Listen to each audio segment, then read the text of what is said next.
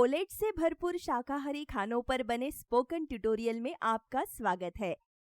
इस ट्यूटोरियल में हम सीखेंगे फोलेट से भरपूर खाने के स्रोत, कुछ शाकाहारी खाने बनाने के तरीके, खाने में से फोलेट नष्ट होने से रोकने के तरीके। पहले हम समझेंगे कि फोलेट क्या है और शरीर में इसकी भूमिका। फोलेट जरूरी बी विटामिन में से एक है। यह शरीर में अलग अलग कामों के लिए जरूरी है। आइए कुछ उदाहरण देखें। फोलेट कोशिका की विकास और सुधार के लिए जरूरी है।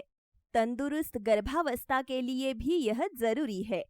इसे एक अन्य ट्यूटोरियल में अच्छे से समझाया गया है। ज्यादा जानकारी के लिए कृपया हमारी वेबसाइट पर जाएं। इसके बाद हम फोलेट से भरपूर खाने के स्रोतों पर नजर डालते हैं।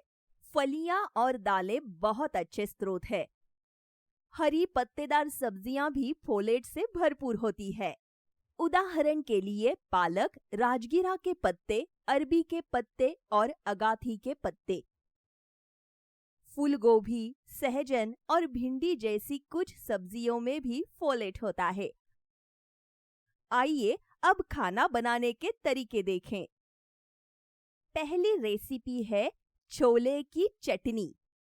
इसे बनाने के लिए चाहिए 2 बड़े चम्मच अंकुरित चने, 1 छोटा चम्मच भुने हुए तिल, पाव चुकंदर, 1 बड़ा चम्मच दही, 1 नींबू का रस, लहसुन की 2-3 कलियां, पाव छोटा चम्मच जीरा पाउडर।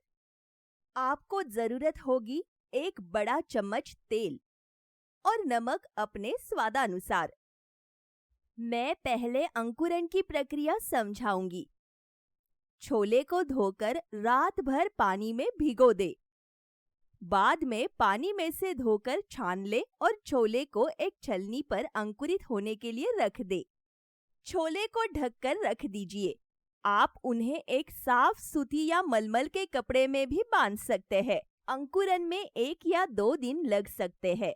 जब अंकुर दिखने लगे तो उन्हें आधा कप पानी के साथ प्रेशर कुकर में पका ले। कम आंच पर 3 से 4 सीटी आने तक पकाएं। भाप को अपने आप निकलने दे और फिर कुकर खोले। अंकुरित चने को मिक्सी में डाले।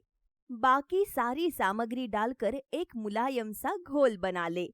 छोले की चटनी बनकर तैयार है। इसे आप अपने भोजन के साथ दिन में 1 से 2 बार ले सकते हैं। आप इसमें कटी हुई गाजर, खीरा भी डुबोकर खा सकते हैं। इस चटनी का पाव कप आपको लगभग 148 माइक्रोग्राम फोलेट देगा। दूसरा हम सीखेंगे चने की दाल से बनी इडली। जरूरी सामग्री है पाव कप या 50 ग्राम चने की दाल, पाव कप या 30 ग्राम काले चने, 1 बड़ा चम्मच सूरजमुखी के बीज, आधा चम्मच मेथी दाना, 1 छोटा चम्मच तेल या घी, नमक स्वादानुसार। आपको 2 बड़े चम्मच अंकुरित बाजरे का पाउडर भी चाहिए होगा।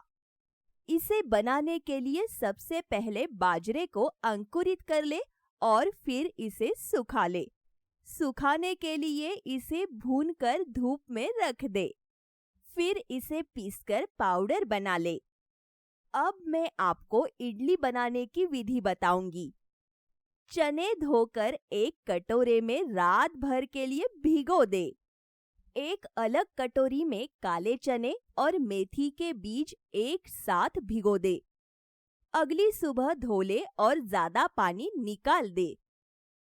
चने की दाल, काला चना और मेथी दाना को मिक्सी में पीस ले। एक मुलायम घोल बना ले। जरूरत हो तो पीसते समय 2 से 3 बड़े चम्मच पानी डाले। अंकुरित बाजरे का पाउडर और नमक डाले और चम्मच से अच्छी तरह उसे मिला ले। घोल को ढककर 6 से 8 घंटे के लिए रख दे।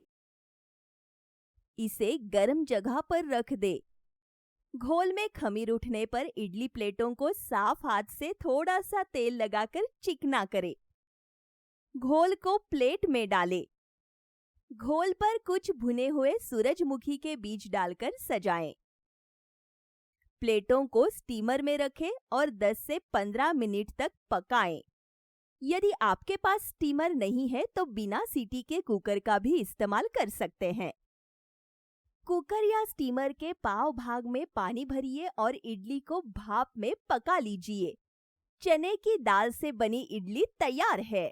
आप इसे नारियल या मूंगफली की चटनी के साथ खा सकते हैं।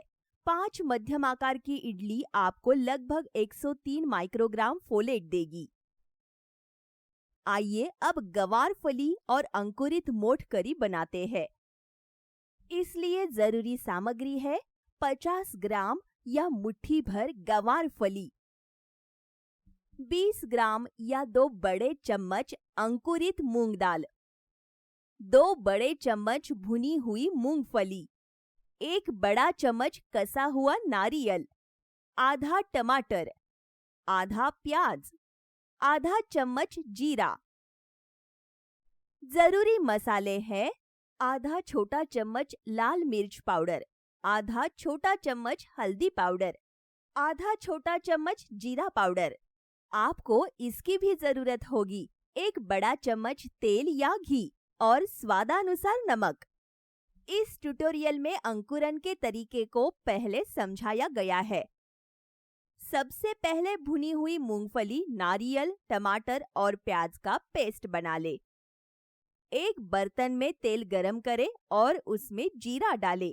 जब वो गरम हो जाए तो तैयार पेस्ट डालें। कच्चे प्याज की महक खत्म होने तक पेस्ट को अच्छे से पकने दे। फिर उसमें मसाले और नमक डाल दे। इसे अच्छे से मिलाएं और 3 से 5 मिनट तक पकने दे। इसके बाद कटे हुए गवार फली और अंकुरित मोठ डालें। सब कुछ अच्छी तरह मिला ले और आधा कप पानी डालें। बर्तन को ढककर कम आंच पर लगभग 10 से 15 मिनट तक पकने दे। गवार फली और अंकुरित मोठ बीन करी तैयार है। इसकी 1 कटोरी आपको लगभग 100 माइक्रोग्राम फोलेट देगी।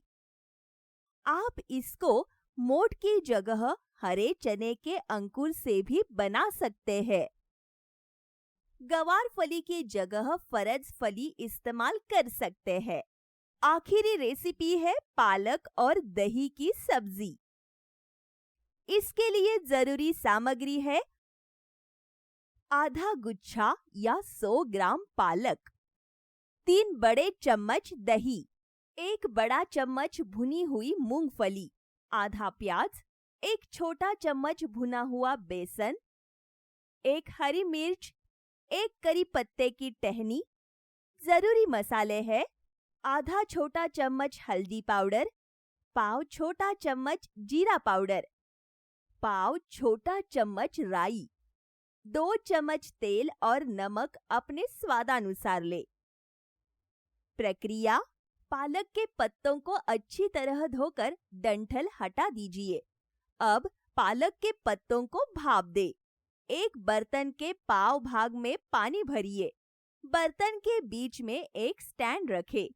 पालक के पत्तों को स्टील की प्लेट में निकालकर स्टैंड पर रख दीजिए।